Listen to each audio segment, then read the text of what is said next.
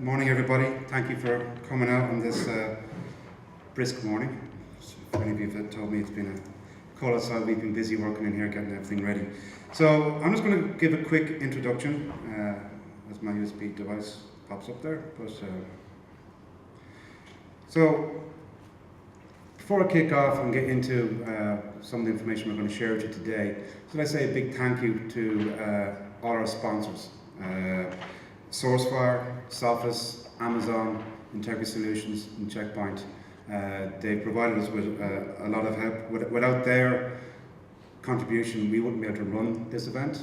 Without their support, we actually wouldn't be able to run IRIS throughout the year because, like every other organisation, we have bills to pay, etc. And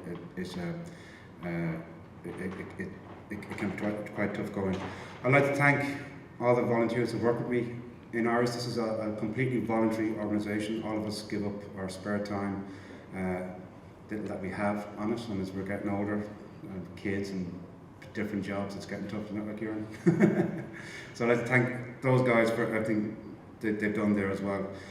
As Gordon said, next door we have our Cyber Challenge. It's the fifth year actually we've run it. And it's a pretty cool challenge this year. If you go in, you actually see spinning globes where countries have been taken over by the attackers. You'll see nuclear missiles being launched against different countries and stuff. So it's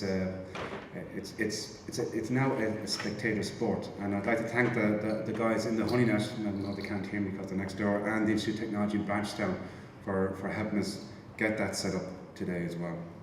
I'd also like to thank IBM. I don't know if some of the guys from IBM are here, but you're going to see in the statistics that I've given you that we've actually had a huge workload this year. And one of the challenges we do face is, as I said, we're voluntary, so we have resources constraints on that side. But the amount of issues we've dealt with have jumped significantly this year. So much so that we now are looking to automate some of the alerting process that we do because we just can't keep up with it manually. And the guys in IBM have been very kindly offering up their spare time to help us develop tools to do that. So any of the guys from IBM here to stick up your hands, so thanks very much, and pass on the gratitude to the rest of the guys as well. Now when I talk about security, and I run my own consulting business, and you're into talking to people here and Ireland about security, the attitude we get, and probably some of you get in the room as well, is, well, we're Ireland, who cares about us? We're a small company, criminal's not going to worry about me, okay? And like we're this little small dot on the west coast of Europe, we're tiny over there. But I think some things, if we think about what we have here, we actually are quite a significant issue. So 8 of the top 10 global ICT companies are based here. Some of them outside sponsors. 9 of the top 10 pharmaceutical companies are based here. 6 of the top global games companies are based here, and 17 of the top 25 global medical device companies have operations based here as well. The top 10 born on the internet companies have a presence here in Ireland as well. Half of the world's financial services have a presence here, be that down the IFSC or elsewhere. 94% of Irish businesses depend on the internet to run their business. So I think those statistics alone highlight how important the online environment is to Ireland, to our economy and to our businesses, and even to ourselves individually. And significantly, we've had a number of large breaches in the past 12 to 24 months. I'm not going to go through all of them there. You can see the logos there, like some big names like O2, the GA, Fine Gael, Meteor, Recruit Ireland, Borgosh, Bank of Ireland. They've all had security issues. And as Gordon alluded to in his opening address, Loyalty Build has also been a big headline grabber. I think it's made a lot of people sit up and take notice with the impact it's had. So security is important. So I said we get notified of incidents here in Ireland, or we get contacted by certs outside Ireland, we get contacted by research companies to tell us that they've discovered a security breach here in Ireland. So it may be a compromised server or another instance as such, and they ask us for assistance in contacting the companies that are compromised to help them deal with the issue. This year we've dealt with 5,802 incidents. Last year we had 432. So a huge, significant increase there. And I'd like to thank, I don't know if he's in the room, he's at the check-in desk, but Aaron Toll, who's working with us. Aaron actually has spent the past 4 or 5 days sweating blood over Excel spreadsheets trying to get all this information together. So and we're going to give you a breakdown of the types of incidents we've had. So the majority of incidents, 74% of the incidents, have been websites, Irish websites belonging to Irish organisations that have been compromised and hijacked by criminals to host phishing sites so they can target people in other jurisdictions. So if they want to target eBay, PayPal, Citibank, you name it, any financial institution throughout the world, the criminals don't want to buy their own servers. That's why they're criminals, they like to steal them. So they will hack into companies' websites, they will load up their phishing pages on those websites. So anybody visiting those websites as normal users will actually not see the phishing page. The phishing page is a hidden page on that site. But when the criminals send out their spam emails to try and phish victims, they will have a link back to that page. So the Irish websites are being used to facilitate criminals to target other people. 19% of the incidents were websites similarly compromised but used by criminals to put malware and viruses on those websites so that when innocent users of the website would visit that website, it would automatically download the virus onto their PC. So if the PC wasn't updated with the latest antivirus software, did not have the latest security patches installed on them, their machine became compromised and the criminals were able then to take over.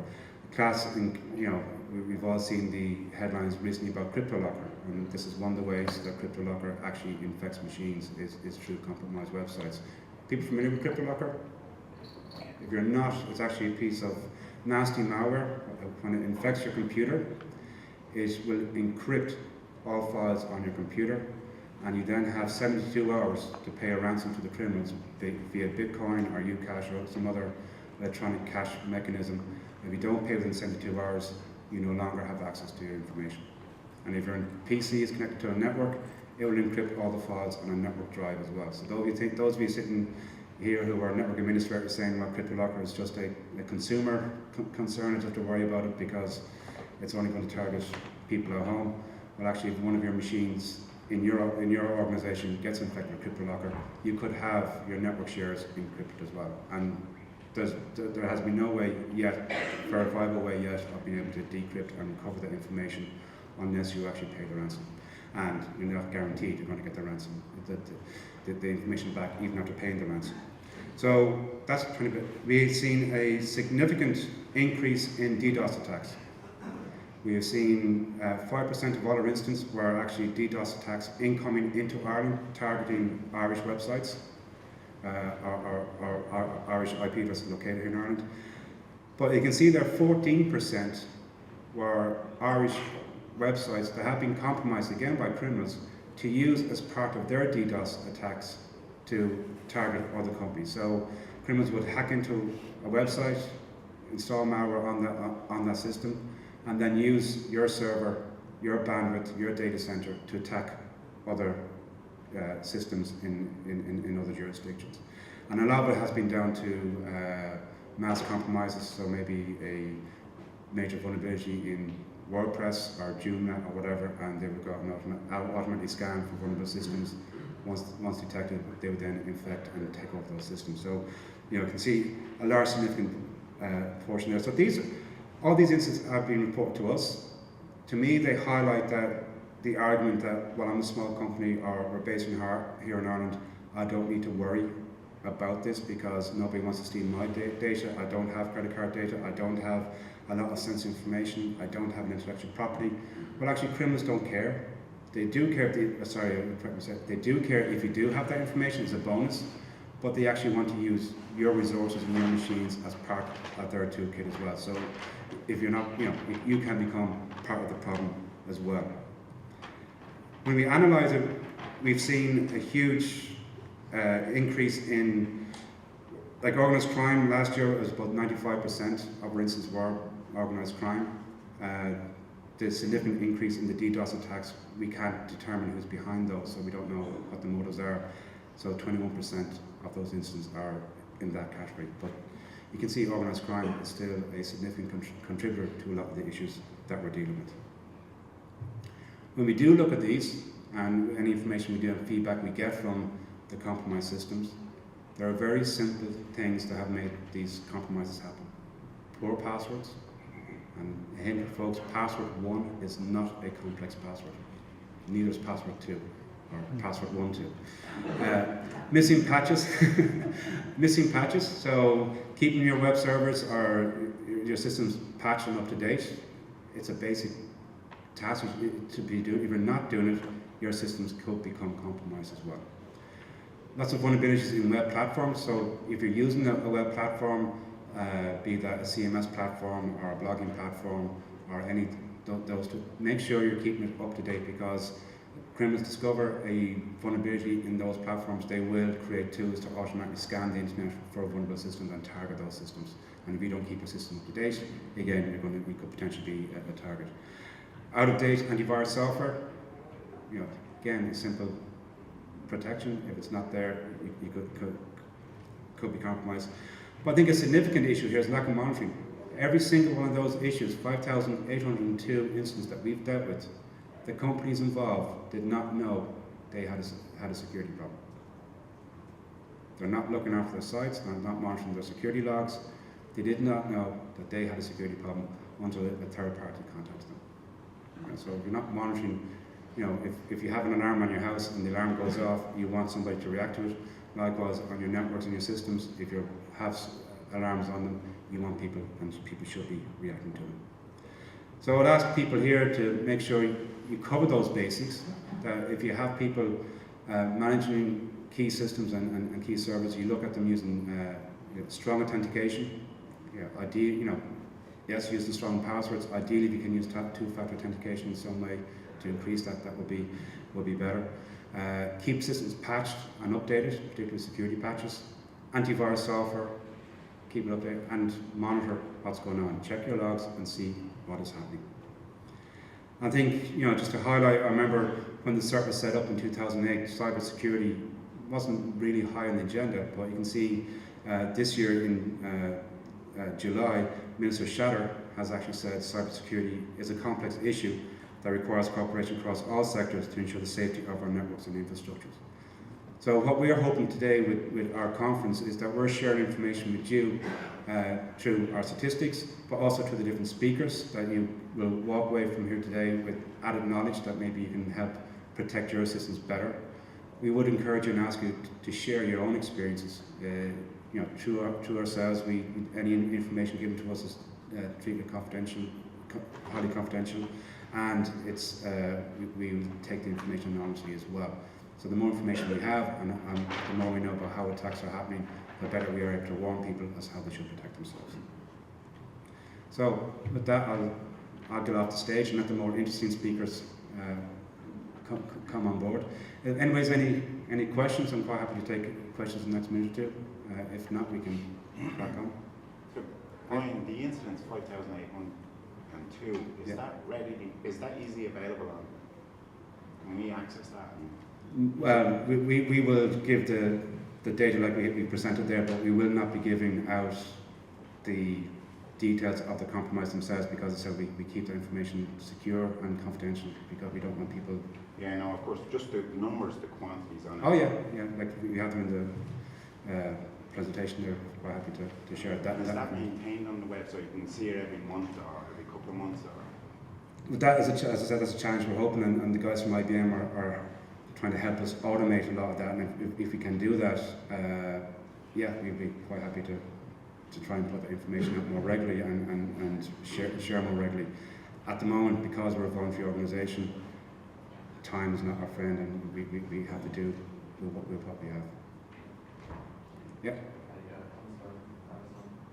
Question regarding the huge increase that you saw this year. Is that because people are reporting there? No, the huge increase this year is well, we've increased. As we've grown more and more into the CERT community, we've got more and more connections. We are actually getting more and more reports coming to us externally. But there have been more compromises. A lot of them have been down to mass compromises where multiple systems have been attacked based on weak vulnerabilities, and yeah, we've just seen a significant increase in those types of attacks. So it's a combination of both. Yeah. You mentioned that the bad guys will automatically update their system or tools to scan your website or servers. What tools are you seeing being used out there? Well, they have their own scripts, etc. So we actually haven't got our hands on any of those tools yet. I know there's some speakers later on today from Symantec and Trend may be able to give more definitive answers on that. But you know, once there's a vulnerability on your website, it can either be tackled manually by an attacker, or it can be used. They can take it by with a tool. Okay. Any other questions? Okay. Thank you very much.